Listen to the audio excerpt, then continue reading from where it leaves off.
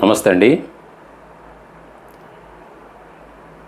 ప్రియుడి మర్మాంగాన్ని కోసిన వివాహిత ఈ సంఘటన అనంతపురంలో కలకలం రేపింది. అయితే ఒకటి గమనించుకోవాలి, ఏ తల్లి అయినా సరే తన కూతురి జోలికి వస్తే ఎంతకైనా తెగిస్తుందనే విషయానికి మాత్రం అనంతపురంలో జరిగిన ఈ ఘటన ఉదాహరణగా నిలిచిపోతుంది.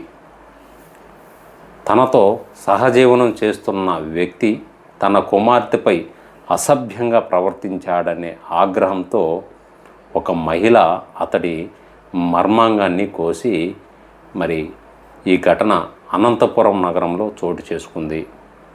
ఆ ప్రియుడి మర్మాంగాన్ని కోసేసిందనమాట.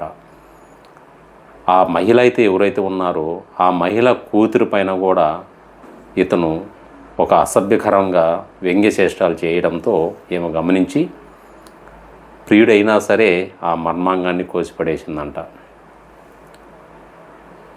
అయితే ఇక్కడ అనంతపురం నగరంలో డ్రైవర్స్ కాలనీకి చెందిన సునీత, అదేవిధంగా తాడిపత్రికి చెందిన సురేష్ అనే వ్యక్తితో గత కొంతకాలంగా సహజీవనం చేస్తుంది.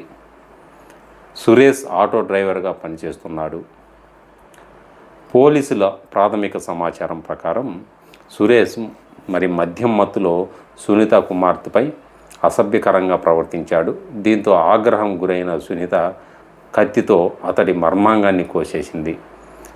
ఈ ఘటన సమయంలో సునీత కుమార్తె కూడా ఆమెకు సహకరించినట్లు సమాచారం అయితే తెలుస్తుంది.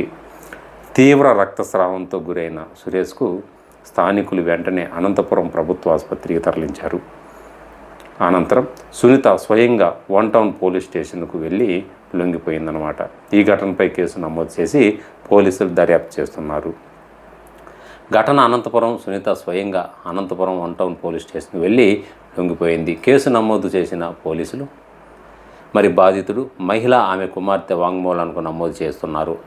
అసభ్యంగా ప్రవర్తించాడనే ఆరోపణలు దారితీసిన ఈ పరిస్థితిపై అన్ని కోణాల్లో దర్యాప్తు కొనసాగించి ఈ ఘటన అనంతపురం నగరంలో తీవ్ర చర్చనీయాంశంగా మారింది. సో ఇదండి